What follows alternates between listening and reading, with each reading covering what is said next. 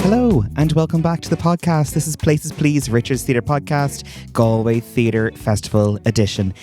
Guys, I've just been talking to so many amazing people and getting to edit all these podcasts together that I'm just releasing them really quickly to make sure they get in for everyone's shows. So thank you so much to the artists who have taken part in this series so far. I've only got a couple more episodes left. And this guest was so gracious to have a chat with me the day before their show. So I really appreciate Bláthnaid Daly coming on to talk about Connemarvellous, which is being staged on the 5th of May, which is tomorrow for when I'm editing this video right now. She talks about the importance of the Irish language and using bilingual theatre and ways of reaching out to people, but also talks about how this show started from being a 3-minute piece to being a 1-hour showcase. So I'm going to let Bláthnaid take over and talk to you about her show. Hello, Bláthnaid. Welcome to the podcast. Hi, Richard. How's it going? Good. Can you maybe tell us a little bit about yourself and maybe the show that you're involved in at the Galway Theatre Festival this year? So my name is Bláthnaid Daly. I'm an actor and writer from Westmeath. I went to Drama College in the Gaiety School of Acting. And while I was there, we do a module called Manifesto, which is all about creating your own work, and no matter what that looks like. So like writing, it could be if you're more interested in movement and that kind of thing, you can create something to that effect. And the piece that I created while I was there was a 3-minute piece, a bilingual one-woman piece called Connemarvellous, about a girl going to Gaeltacht for the first time. So that is now developed into a full 1-hour show and is going to be on in the Galway Theatre Festival on Tuesday, the 5th of May. And how has that process been, taking something that was like very short into expanding it? Did you spend a lot of time like rewriting sections or adding in bits and taking things out? Oh, absolutely. So it started with the 3-minute piece, and then once I graduated in 2021, I applied for an Agility Award from the Arts Council, which I was really lucky to receive. Through that, I could work with the piece under a mentor, and my mentor was a fantastic playwright and actor called Claire Monley. And so the process of that was, me writing my drafts, sending them on to her sort of giving me feedback and going back and drafting again and again. So it was really helpful, especially because, when I graduated, I was quite young. So it was great to have somebody as tenured as herself, look at my work and help me with it and make sure I was heading in the right direction. And so after I wrote about a 20-minute version of it for the festival Seen and Heard, which, if you're familiar, is a festival where artists go to present sort of shortened versions of their work. It's an opinion-based festival, so a lot of people can write feedback, and you can get people's feedback and take it from there to develop the show. And that was hugely valuable to me as well. And so from there, I kind of developed it into the full 1 hour. In terms of length of time, I've been working on it for 5 years. So Wow. It's definitely amazing to see the fruits of my labor finally sort of going out into the world. Is this the first time it's being staged, or has it been staged before? So it's kind of almost become like a mini tour. We did 3 nights in the New Theatre in Dublin from April 8th to 10th. And then I brought it back home to Westmeath. I did it in the Tour Ard Arts Centre in Moat on the 24th of April. So this is now the final step and the furthest west we're going at this point on the 5th of May. So that's really exciting.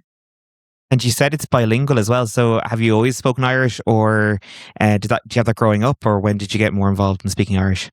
Yeah, so my mum is a primary school teacher. She's a Gaeilgeoir as well, and it was always sort of encouraged that we would speak Irish in our lives. So we went to the Gaeltacht. I have 2 siblings, and all 3 of us went to the Gaeltacht every summer as teenagers. So I've spent a lot of time with Connemara, which is great. I went to Coláiste Camlish out in Tulloch beside Ballynahone, and I loved it out there.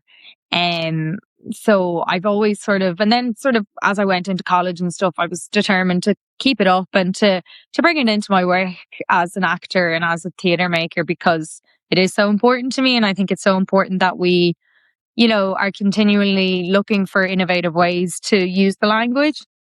So that's sort of my point of view in terms of putting a bilingual piece together, is to give everyone access to the language and to, I think, give people the confidence to realize they know a lot more than they think they do, you know?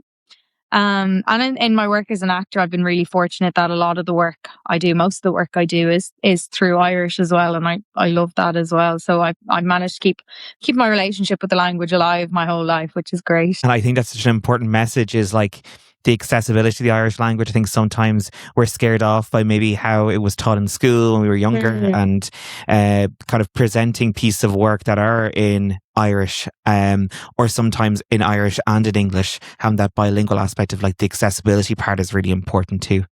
For sure. And I think it's great. I think there's more of that coming around, and I think people are kind of copping on to what's there too.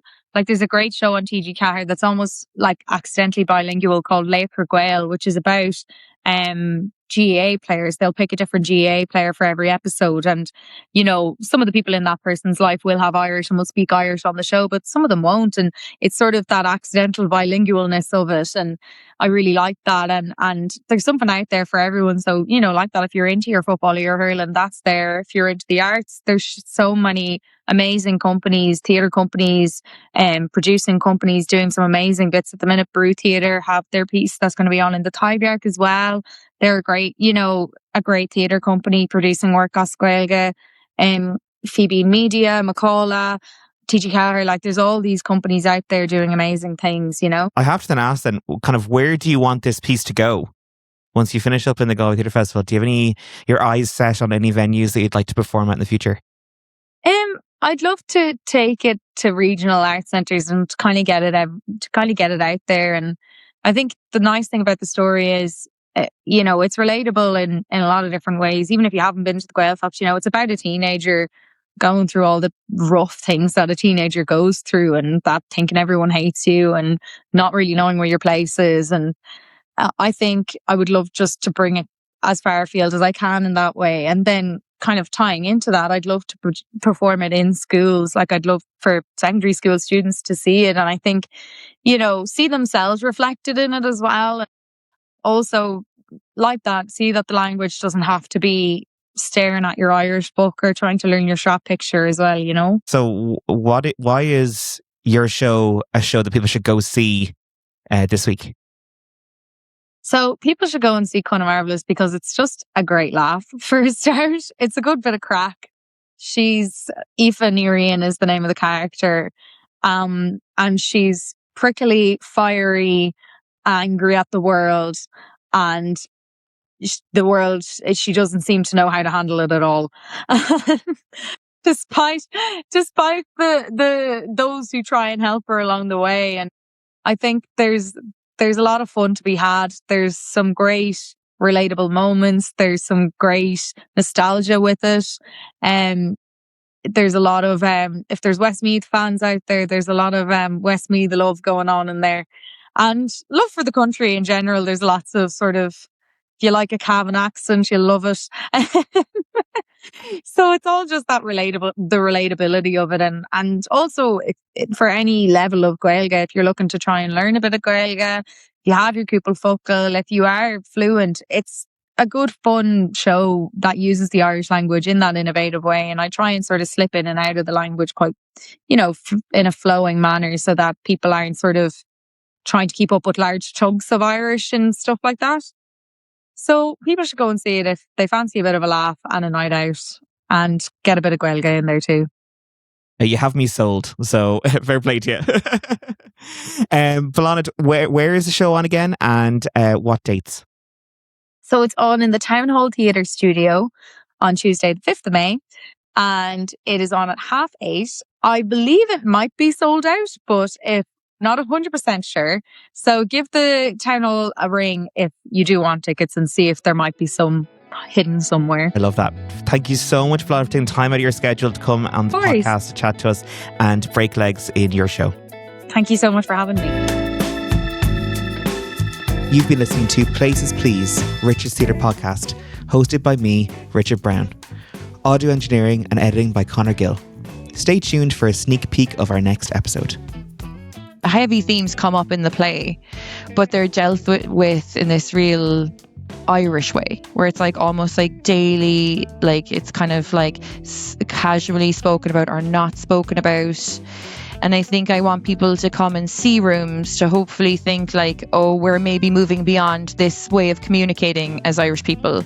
Maybe we won't talk like that anymore. Like we won't hide as much, or we won't be as secretive, or we won't have the, you know, the Republic of the Family. That like no longer is going to be a thing. I think this play should be like a sign of that, a signpost for like, oh, you know, like even in this short space of time, like Ireland is or has or will move on from that culture of silence, like is why I want people to come to rooms.